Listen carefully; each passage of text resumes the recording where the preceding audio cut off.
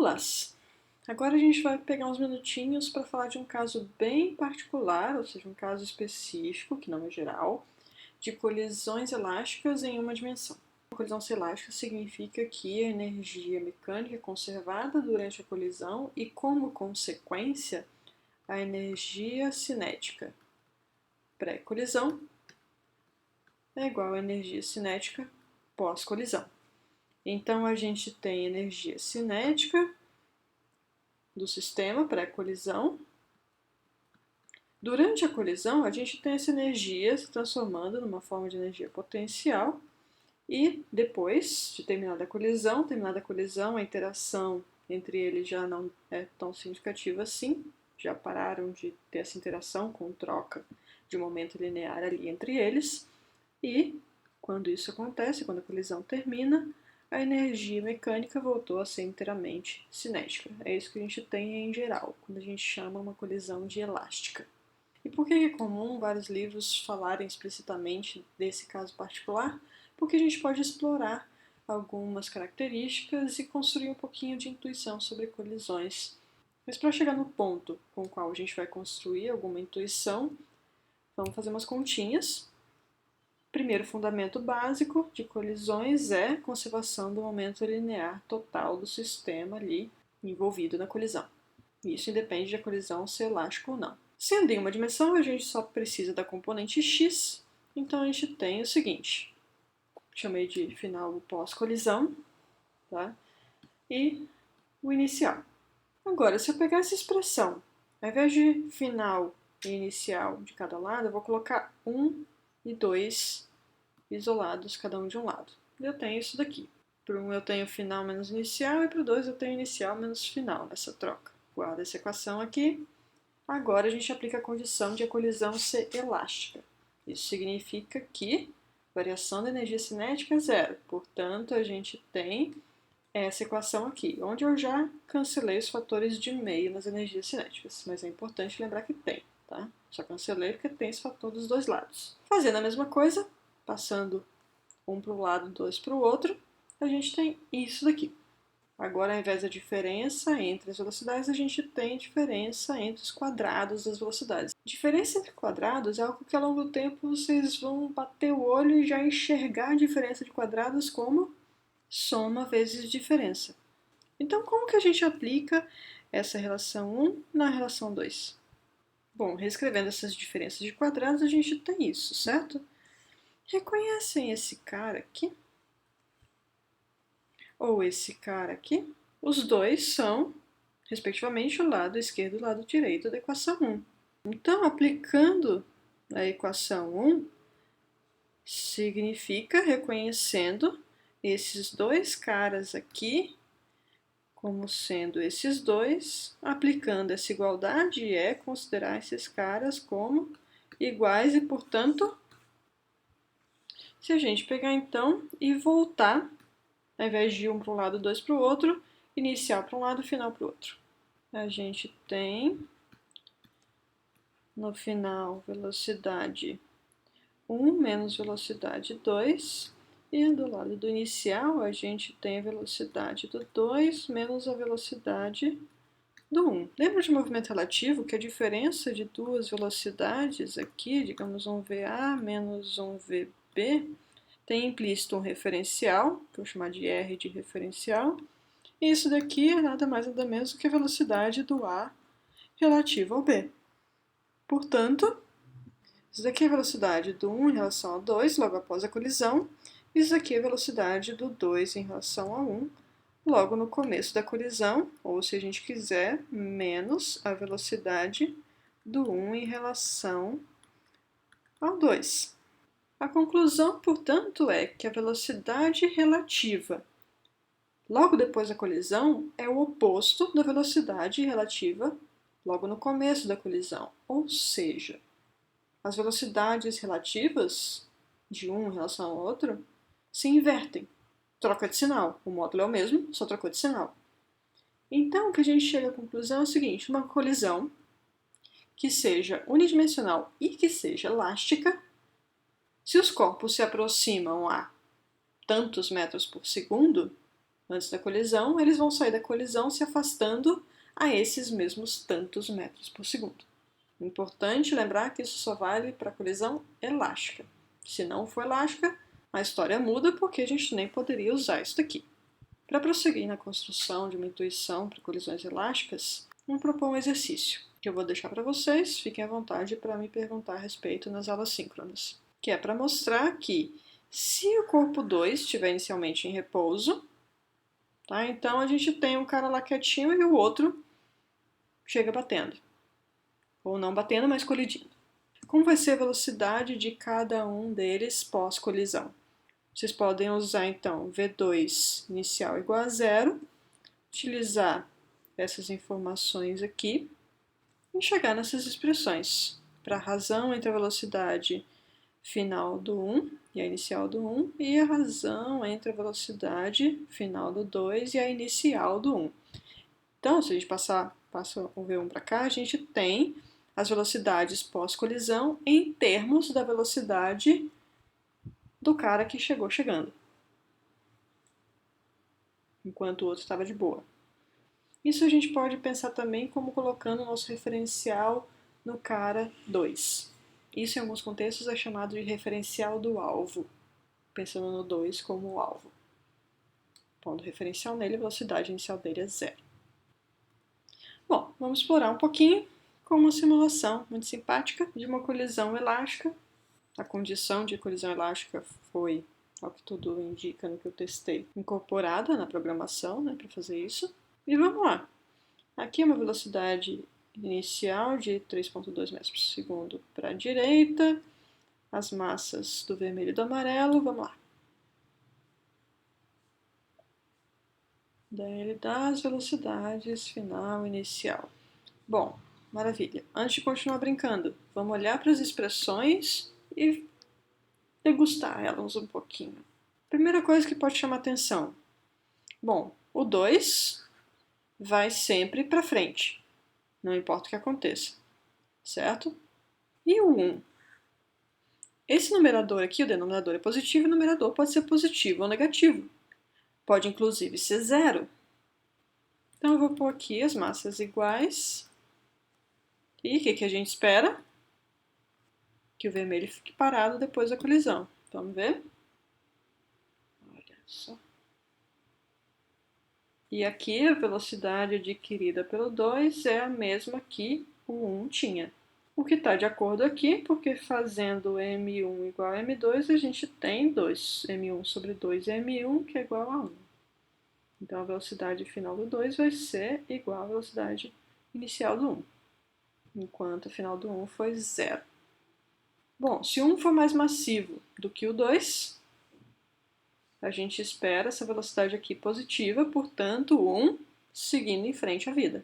Diminuir a massa do 2, mantendo a do 1 e... Maravilha. Invertir as massas. O que vocês esperam que aconteça? Não só o 1 vá para trás, mas que ele vá para trás com a velocidade oposta a antes de eu trocar as massas. Que bonitinho. Vamos explorar mais a intuição agora fazendo alguns limites. Para explorar o limite do M1 muito maior do que M2, então o cara que chega chegando é muito mais massivo do que o alvo, eu vou usar a seguinte estratégia. Eu vou considerar M2 sobre M1 um cara muito menor do que 1. Como que eu posso explorar essa forma de ver a coisa? Colocando o M1 em evidência no numerador e no denominador de cada uma dessas expressões, a gente tem o M1 cancelando, tendo aqui essas expressões com esse quociente, que é muito pequeno em relação a 1, muito menor do que 1. Então 1 mais ele, ou 1 menos ele, não faz tanta diferença assim. Então, para a gente ter uma ideia aproximada, a gente pode tirar esses caras aqui e idem aqui, certo? Conclusão? Se o cara que chega chegando é muito mais massivo que o alvo, o que vai acontecer? O cara que chegou chegando vai seguir praticamente com a mesma velocidade e o alvo vai sair com o dobro da velocidade que o 1 tinha quando chegou. Daí vocês podem pensar, bom, mas e conservação de energia mecânica? Se a velocidade do 1 mudou quase nada, como que o 2 ganha o dobro da velocidade que o 1 tinha? Acontece que se a gente olhar para a transferência de energia cinética do 1 para o 2, um pouquinho de velocidade que o 1 perde, devido ao fato de ele ser muito mais massivo do que o 2, acaba sendo uma quantidade de energia cinética suficiente para dar uma velocidade considerável para o 2. Vocês podem pensar, por exemplo, numa bolinha de chumbo colidindo com uma bolinha de ping-pong, por exemplo. A bolinha de ping-pong vai e a de chumbo vai seguir com praticamente a mesma velocidade que tinha. Agora, se a gente inverter, a gente tem o alvo agora muito mais massivo do que o que chega chegando, sendo então esse caso aqui, M1 muito menor do que M2. Então, quem é muito menor do que 1 é M1 sobre M2. Colocando agora M2 em evidência aqui nessas expressões, é isso daqui que a gente tem. Tá? Os M2 cancelam aqui e a gente tem esse quociente 1 mais, ou menos 1 mais esse algo aqui que é muito menor do que 1. Então não vai fazer tanta diferença assim e a gente tem esse quociente, menos 1 sobre 1, que é menos 1. E aqui a gente tem o quê? 1 mais esse número muito pequenininho vai ser praticamente 1. Então a gente vai ter duas vezes M1 sobre M2, que é um número muito pequenininho. Então o que a gente vai ter? Esse quociente aqui vai ser menos 1, portanto, a velocidade do que chegou chegando vai se inverter, enquanto esse quociente aqui vai ser um número muito pequenininho, ou seja, a velocidade que o alvo vai adquirir é muito menor do que a velocidade do cara levinho que chegou chegando. Faz sentido com a intuição de uma bolinha de ping-pong batendo uma bolinha de chumbo. A bolinha de ping-pong vai voltar praticamente com a mesma velocidade e a bolinha de chumbo vai sair com uma velocidade muito menor do que aquela com a qual a de ping-pong chegou. São resultados úteis para a gente ir construindo essa intuição. É importante, contudo, lembrar que esses resultados aqui valem para colisões elásticas. Existe um conceito relacionado às velocidades pré e pós-colisão que geralmente é associado a uma colisão ser elástica ou não, ou ao quão elástica ou ao quão inelástica é uma colisão. Esse conceito é o chamado coeficiente de restituição. Existe uma variação de definição, alguns autores colocam módulo, outros não. Vou considerar aqui o módulo. Então, aqui é o quociente entre as velocidades relativas pós-colisão e as velocidades relativas pré-colisão. Numa colisão elástica, as velocidades relativas se invertem. Se eu tiro o módulo, quanto que dá esse quociente? 1. E para uma colisão completamente inelástica? Colisões completamente inelásticas são aquelas em que os objetos saem juntos pós-colisão. Se eles saem juntos, a velocidade relativa entre eles é 0. Entre 0 e 1, maior que 1, será que quanto mais próximo de 1, mais elástico? Quanto mais próximo de 0, mais inelástico? Será que maior que 1 é superelástico? Essa expressão por si só não está dizendo isso pra gente, assim, na cara. Seria o coeficiente de restituição uma medida do quão inelástica é uma colisão? Qual a relação entre esse cara aqui e a variação da energia cinética numa colisão? Bom, isso dá umas belas continhas e dá essa coisa aqui. Tá? Aqui escrevendo mais cruamente e aqui escrevendo em termos da velocidade relativa pré-colisão e da variação no momento linear do 1 ou do 2, certo? Um é o oposto do outro, ΔP1 é menos ΔP2, então a gente tem aqui esse sinal trocando. E a interpretação disso não é trivial, a gente tem que pensar caso a caso E para isso eu indico um material de leitura extra que eu coloquei lá no Moodle, caso alguém se interesse. Isso simplifica um pouco se eu coloco no referencial do alvo.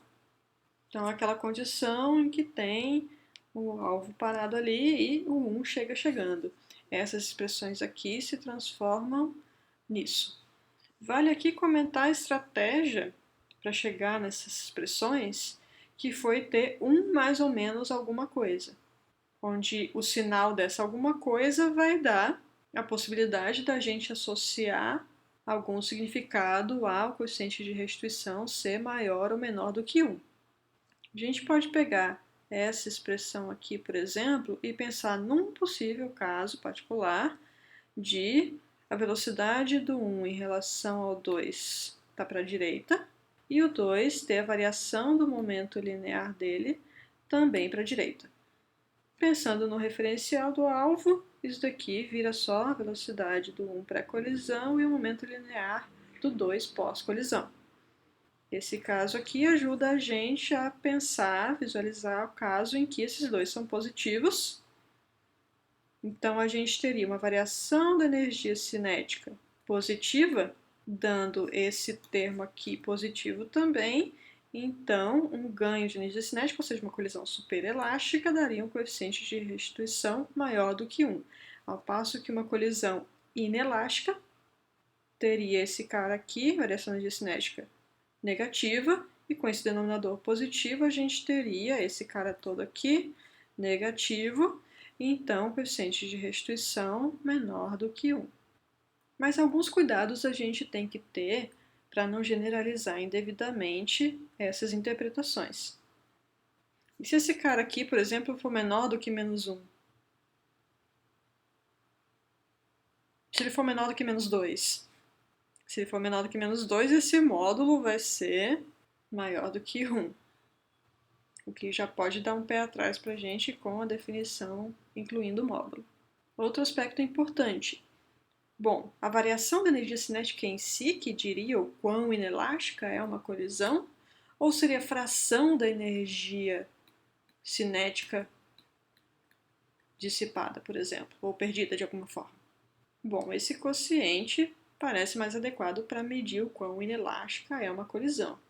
A fração perdida e não só o tanto que perdeu. Afinal de contas, um certo valor pode ser pequeno ou grande dependendo do fenômeno em questão, das escalas do fenômeno em questão.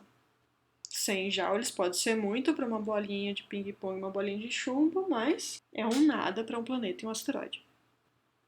E essa história de, bom, perder energia cinética não necessariamente dissipando. O que eu queria dizer com isso? Bom, a gente está tratando de colisões de partículas. Então, nessa simulação aqui tem um ingrediente que não está presente, que é característico desse esporte, que é a rotação de cada uma delas. A gente vai ver semana que vem já que tem uma energia associada a essa rotação. Tem partículas girando ali que tem uma energia cinética associada a esse giro e que a gente não enxerga tratando esse cara como uma partícula. Então, se a gente tratar como partículas, se alguma parte da energia cinética inicial da colisão foi transferida para esse giro,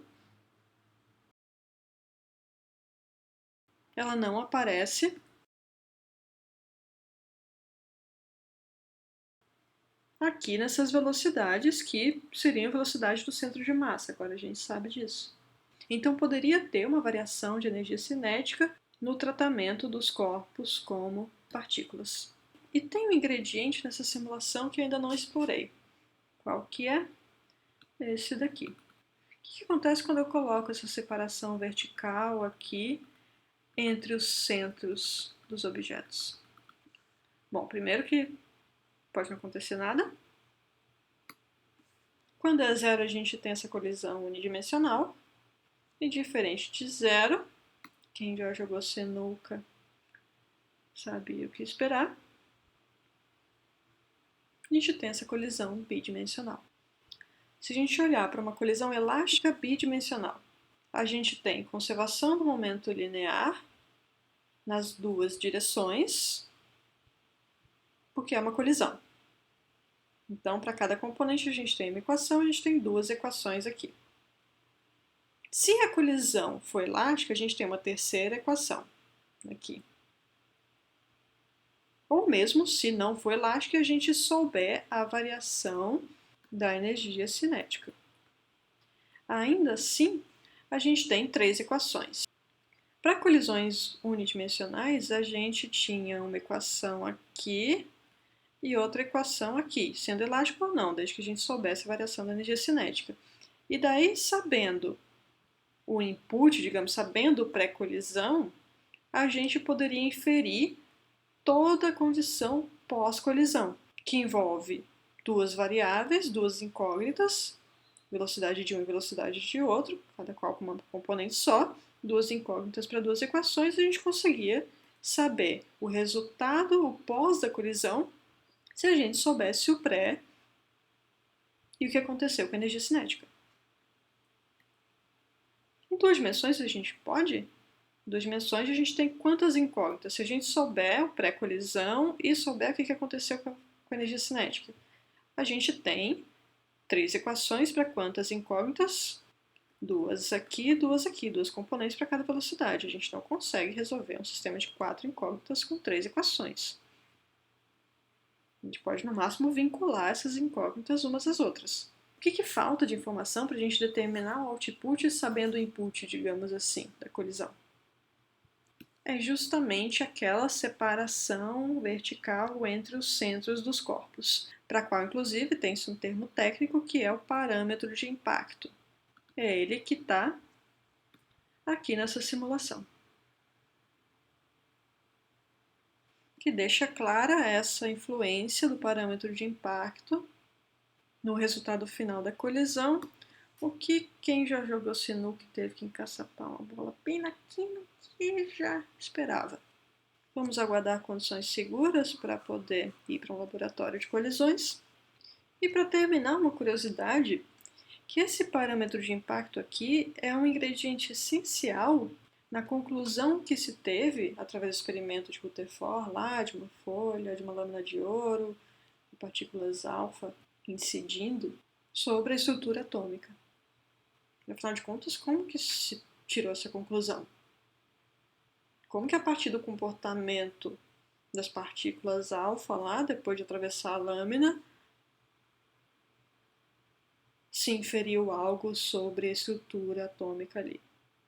Obviamente é mais elaborado do que o nosso nível de física 1, mas só para pontuar que esse cara aqui é um ingrediente essencial na análise da estrutura microscópica da matéria.